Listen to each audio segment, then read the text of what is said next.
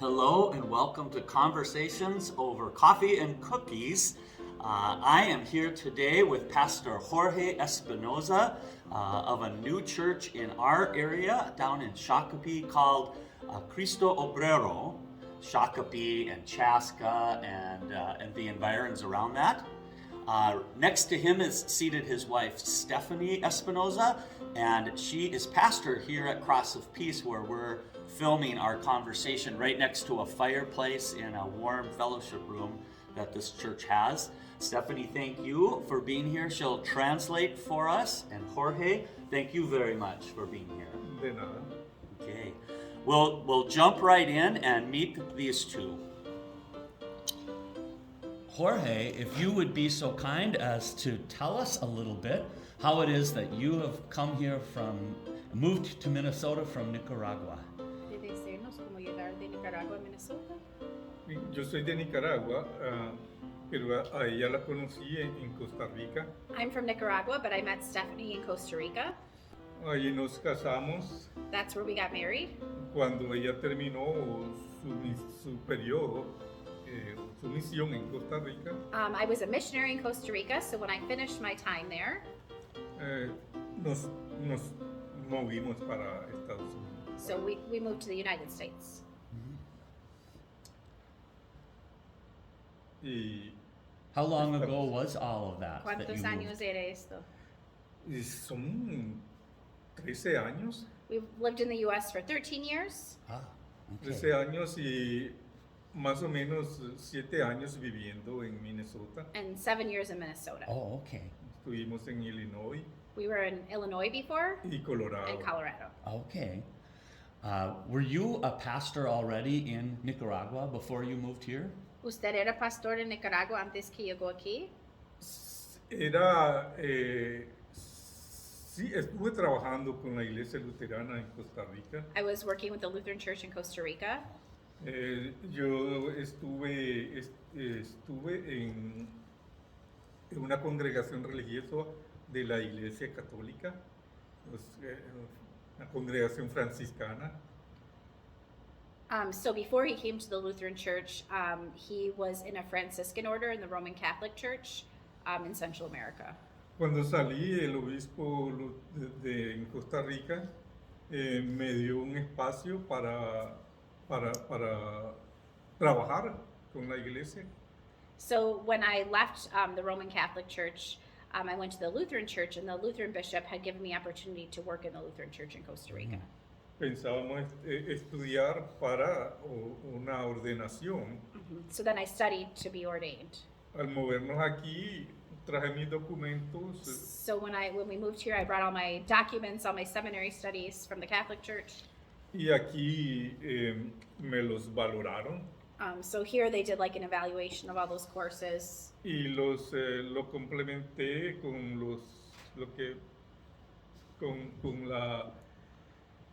algunas materias luteranas, de la teología luterana que necesitaba. So then I was able to finish up here by doing some just Lutheran coursework studies in that. Fui ordenado hace como unos 8 años en Colorado. So I was ordained about 8 years ago in the Lutheran Church in Colorado. I must interject at this point to say we have a modern day Martin and Katie Luther, as he came from the Catholic Church to the Lutheran Church. Yay! All right. What has it been like, Jorge, to start a brand new congregation here in this area? ¿Cómo es para comenzar una nueva iglesia aquí en este lugar? Bien, la comunidad latina que se encuentra aquí en esta zona, estuve explorando y he estado en otras iglesias, en otros estados, en otros lugares donde la comunidad latina es mucho más. La presencia es mucho más fuerte. Y aquí se concentran. Hay mucha concentración en los parques móviles, trailers móviles. So before I even started this ministry, there was a lot of exploration going into, looking where the Latino community is located. In other states and other areas I've been in ministry, there's been a lot higher concentration of a Latino population and more spread out. Where here, there's kind of smaller, more concentrated groups. So especially in the area where I'm working in mobile home parks.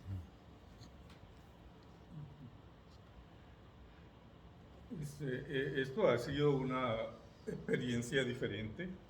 So this has been a different experience. Fue por eso que nos enfocamos en estos centros, en estos parques de casas móviles. And so it's a different experience than like being in the middle of a city, or right now we're really focused the ministry in the mobile home parks because that's where everyone lives. Yeah. Did you start by just going door to door and introducing yourself to people? Comenzar tocando puerta a puerta y haciendo la introducción, o cómo? Visitamos el centro, primeramente tocamos las puertas de los dueños o administradores de los parques. So first we knocked on the doors of the people who own the mobile home parks, the administrators. Entonces, si ellos están de acuerdo, pues ellos nos dan el permiso.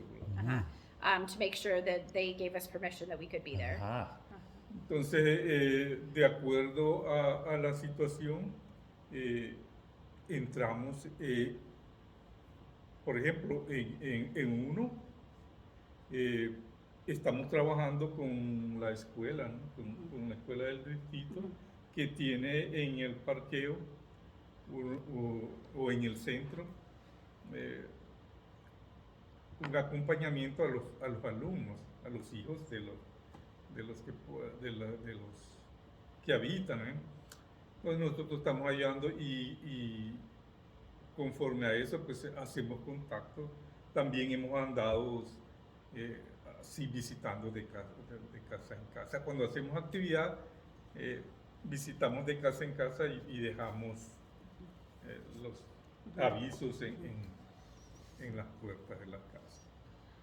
So after we made that connection with the people who enter the mobile home park, the first mobile home park that we were at was they have a tornado shelter where they do a after school program with the Chaska School District. And so that was really our first connection, was helping with that program. And that way we got to know the teachers and all the students. And then when we got to know the students, we got to know their families. And so then we planned activities, inviting those children. And then as we had different activities planned, we would go door to door with, different registration forms and things for like soccer to invite people to those. Okay.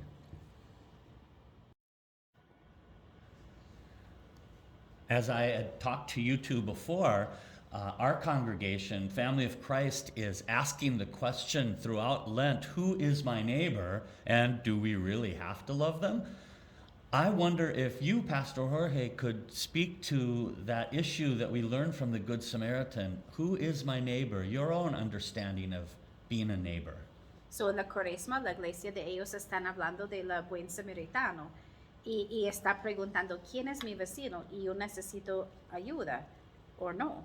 Y so, si usted puede hablar de esto, ¿qué piensan de esto, de el buen samaritano y necesitan ayudar a su vecino?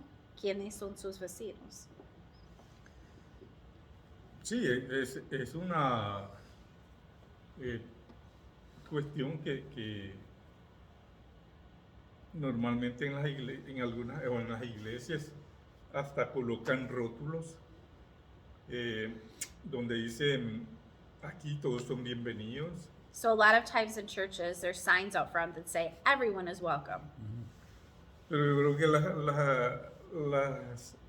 las iglesias a estas alturas, en este tiempo, yo creo que necesitan de salir y conocer quiénes están a nuestro alrededor.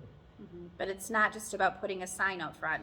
It's about leaving the building and really getting to know who our neighbors are and who lives around us. Y pienso que también pues en la comunidad siempre hay pues algo personas que tienen necesidades particulares y yo creo pues que la iglesia también pues debe estar como abierta, ¿verdad? Para servir. So whenever we go out in the community, we see that the community has needs. And when we reach out to the community and see those needs, those are the ways that the church can serve our neighbors. Y también la misma proyección en la comunidad, en las áreas de diversiones, como hacer presencia, incluso algunas veces hay parques que no están en buenas condiciones o hay basura y yo creo que son elementos donde se puede ir a hacer actos de presencia como limpiando áreas, áreas como esta. And so part of knowing our community and our neighbors is also even the spaces that we share, like parks, how that we can, do acts of service and care for the places that our community shares together, our neighbors share. Yo creo que uno de los propósitos de la iglesia pues es esa, ¿no? ¿Quiénes son nuestros vecinos? Conocer. And I think that's one of the most important questions we ask as a church is, who are our neighbors? Y estar abiertos para todos. And to really truly be open to everyone. Sin distinciones, ¿verdad? Without distinction. In your own experience, Jorge, or even in the folks that you've come to know through Christo's Obrero, have you had positive and negative experiences of neighborliness here in Minnesota? ¿Cómo son sus experiencias de vecinos, como positivo o negativo, o las experiencias de gente de Christo Obrero, cómo son sus experiencias con sus vecinos aquí en Minnesota? Aquí en Minnesota, bueno, he tenido experiencias buenas o experiencias positivas y experiencias un tanto menos positivas. So he said, yeah, I've had some good experiences, positive experiences, and some not so positive experiences. Y aquí, pues, por ejemplo, en esta área donde estamos trabajando, Like here in this area where we're working, en nuestra conferencia, like in our conference of churches that are around us, pues en los vecinos como iglesia, pues siento que han apoyado el ministerio. we have a lot of neighboring churches, ELCA churches, that support our ministry. Están ayudando tanto en lo financiero como en actividades que hacemos. Helping with everything from financial support to some of the activities that we have. Y una de las cosas, hablando de vecinos, ¿verdad? Pues en algunas iglesias, personas, miembros de iglesias están apoyando actividades que hacemos, involucrándose en actividades de manera personal. And also like the neighborliness of the individuals in the congregation, not just the congregation as a whole. There's different individuals who have been coming from different churches in our area to support some of the activities of Christo Obrero. Yeah. Y asimismo, algunas personas que no pertenecen a ninguna iglesia, pero les gusta y se involucran en actividades. But we also have neighbors who belong to no church who have been participating and helping, and so that's exciting too. Entonces es algo positivo, ¿no? So it's something positive. Y algunas cosas, pues, siempre hay no, algunas cosas que no son tan positivas. Y eso, pues, tiene que ver con muchas veces con algunas personas que no aceptan, ¿verdad? O no son abiertas a personas de otro que se diga, de otro color o de otra cultura. So he said, but sometimes you come across people who are not quite so positive and aren't very welcoming to people who are of a different color or from a different place or culture. Pero eso es podría decirse normal. Siempre encontramos, ¿verdad? But he says he Diferentes felt like actitudes. that's normal, right? You have the good with the bad.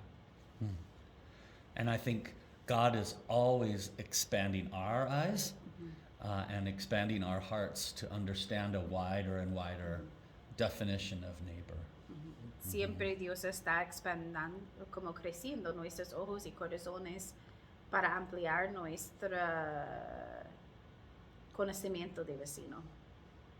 Sí, sí, sí. Yeah. As we finish up here, and then I give them some of the cookies we've promised. These are homemade oatmeal scotchies. But I did ask Jorge and Stephanie to tell us about the VBS program Christo Obrero is going to undertake this summer because it's very ambitious and exciting. Es muy emocionado y grande. ¿Qué puedo decir? Sí, es un proyecto que estamos haciendo. So it's a project that we're working on. Y claro, ¿verdad? Con la esperanza pues, de que de la participación sea abierta. And so one of the exciting things about this project, about this VBS, is that it's open to all our neighbors. Tenemos buenas expectativas y también nosotros estamos entusiasmados porque ahí se ha encontrado, ¿no? con entusiasmo. Yeah, and we're excited because the other churches who want to participate are excited too.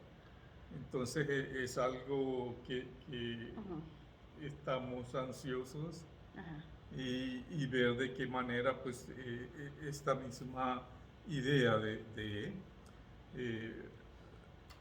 conocer a los vecinos, pues pienso que va a ser muy bueno para tener una experiencia comunitaria donde diferentes iglesias del mismo centro podamos tener relaciones. So what we're most excited about is this idea of having a VBS where we're inviting other local churches, and so we can all be neighbors together to get to know each other. ¿Y quiere obedecer los detalles? I'll say the quick details. It's August 1st through 5th. Right now we have 10 congregations that are interested in participating. It's going to be at Prairie Oaks Institute in Belle Plaine. It's going to be bilingual.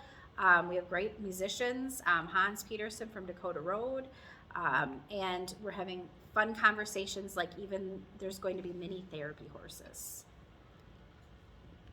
So that is an excitement, and we're very happy for this opportunity, and Family of Christ is happy to partner in some special ways as well with Jorge and Christo Obrero. And now I am going to eat this and say a thank you. Gracias, Jorge, for speaking with us today. De nada y a la orden. Gracias. Muy buenas galletas. He says the cookies are good.